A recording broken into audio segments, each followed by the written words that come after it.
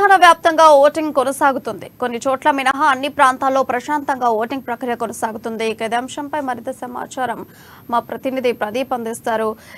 పాలమూరు ప్రాంతం నుంచి అసలు పోలింగ్ కేంద్రాలు ఎలా సాగుతున్నాయి, ఓటింగ్ ఎలా జరుగుతుంది, ప్రజలు ఎలా రియాక్ట్ అవుతున్నారు? చెప్పండి నవీన్. ప్రియా, ఉమ్మడి పాలమూరు జిల్లాలో ఓటింగ్ కొంత మందకొడిగా సాగుతున్నప్పటికీ 11 గంటల తర్వాత గ్రామీణ ప్రాంతాల్లో ఓటింగ్ శాతం పెరిగింది. ఓటర్లు తమ ఓటు హక్కును వినియోగించడానికి భారీ స్థాయిలో పోలింగ్ బూత్ల వద్ద బారులు తిన్నటువంటి పరిస్థితి ఉంది. పట్టణాల్లో కొంత మందకొడిగా సాగినా ఇప్పుడు కొంత పుంజుకుందనే చెప్పొచ్చు. దీనికి సంబంధించి అధికారులు విస్తృతంగా ఏర్పాటు చేశారు. పోలింగ్ సిబ్బంది మరియు పోలీసుల సౌజన్యంతో పోలింగ్ సిబ్బంది ఏదైతే ఎటువంటి అవాంఛనీయ సంఘటన జరగకుండా చర్యలు అయితే చేపట్టారు. ఇప్పటికే ఉమ్మడి పాలమూరు జిల్లాలో 24% పోలింగ్ నమోదైంది ఉమ్మడి జిల్లా వ్యాప్తంగా. దీనికి సంబంధించి గ్రామీణ ప్రాంతాల్లో ఓటింగ్ అధికంగా జరుగుతుందని చెప్పొచ్చు. ఏదైతే సమస్యాత్మక ప్రాంతాల్లో పోలీసులు పారామిలిటరీ బలగాల సహాయంతో గట్టి బందోబస్తు ఏర్పాటు చేస్తున్నప్పటికీ అక్కడక్కడ చెదురుమదురు సంఘటన జరుగుతుంది.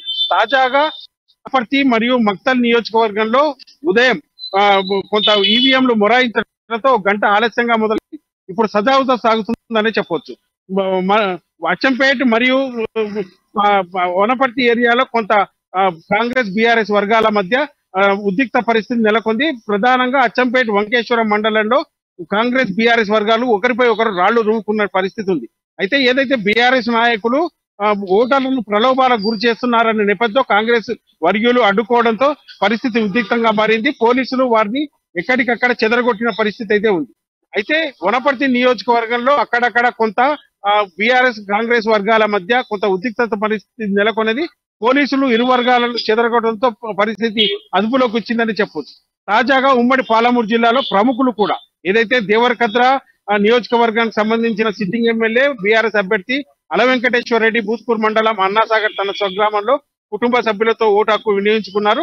చర్చలలో మాజీ మంత్రి వర్యులు లక్ష్మారెడ్డి కుటుంబ సభ్యులతో ఓటు హక్కు వినియోగించుకున్నారు. ప్రధానంగా టీపీసీసీ అధ్యక్షుడు రేవంత్ రెడ్డి కొడంగల్ నియోజకవర్గంలో ఈ ఉదయం ఓటు హక్కు వినియోగించుకున్నటువంటి పరిస్థితి ఉంది. మరోవైపు వనపర్తిలో కూడా కాంగ్రెస్ అభ్యర్థి మేఘారెడ్డితో పాటు మంత్రి నిరంజన్ రెడ్డి, మహబూబ్ నగర్ లో శ్రీనివాస్ గౌడ్ కూడా ఓటు హక్కు వినియోగించుకున్న పరిస్థితి ఉంది. అయితే తాజా ప్రదీప్, ఇప్పటి వరకు ఏదైనా మిస్సింగ్ ఓటు ప్రాబ్లమ్స్ ప్రజలు ఎదుర్కోవటం జరిగిందా ఇంతవరకు జరిగినటువంటి పోలింగ్ లో? ఇప్పటికైతే అటువంటి సంఘటనలు అయితే మన దృష్టికి రాలేదని చెప్పొచ్చు. ఓటింగ్ కొంత ఈవీఎంలు కొంత మొరాయించడంతో ఒక గంట ఓటింగ్ కొంత ఆలస్యంగా వెలుగులోకి వచ్చిన సంఘటనలు అయితే మనకు వచ్చాయి. దానికి సంబంధించి మనం అప్డేట్ కూడా ఇచ్చాం. వనపర్తి ప్రధానంగా మక్తల్ నియోజకవర్గంలోని ఈవీఎంలు కొంత మొరాయించడంతో ఒక గంట ఆలస్యంగా పోలింగ్ మొదలైంది. మరోవైపు మాక్ పోలింగ్ నిర్వహించిన అధికారులు పూర్తి సన్నద్ధతతో ఉదయం 7 గంటల నుంచి పోలింగ్ అయితే మొదలైంది. పట్టణాల్లో కొంత మందకొడిగా సాగుతున్నప్పటికీ గ్రామీణ ప్రాంతాల్లో ఓటర్లు పోలింగ్ బూత్ల వద్ద బారులు తీరేటటువంటి పరిస్థితి ఉంది. అయితే 2018 కంటే ఈసారి ఓటింగ్ భారీగా జరగొచ్చన్న అదైతే అధికారులు చెప్తున్నప్పటికీ సోషల్ మీడియాల ద్వారా తర్వాత కొత్త ఓటర్ల నమోదు కార్యక్రమం ద్వారా కొత్త ఓటర్లను ప్రభావితం చేసిన నేపథ్యంలో గ్రామీణ ప్రాంతాల్లో ఓటింగ్ అయితే భారీగా జరుగుతున్నది. మరోవైపు వలసలు ఏదైతే ఉమ్మడి పాలమూరు జిల్లా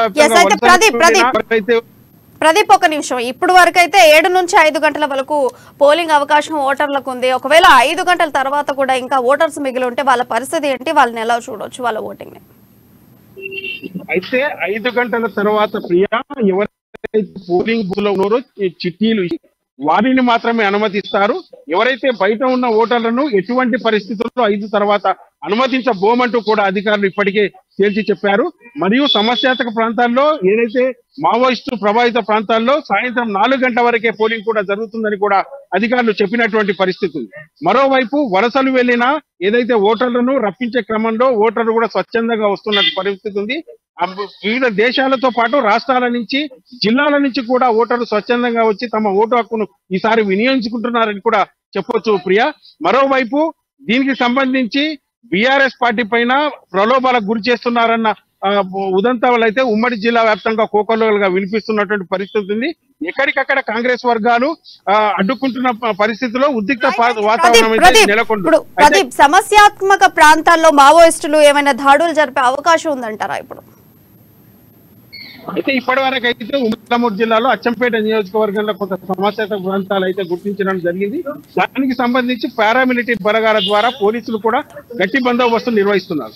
అక్కడ ఓటింగ్ శాతం కొంత మందకొడిగా సాగుతున్నప్పటికీ మధ్యాహ్నం తర్వాత ఓటింగ్ శాతం పెరగొచ్చని కూడా అధికారులు చెప్తున్నారు. దీనికి సంబంధించి అక్కడ ఎటువంటి అవాంఛనీయ సంఘటన జరగకుండా కూడా పోలింగ్ ఏదైతే 200 మీటర్ల సరౌండింగ్ లో 144 సెక్షన్ విధించారు.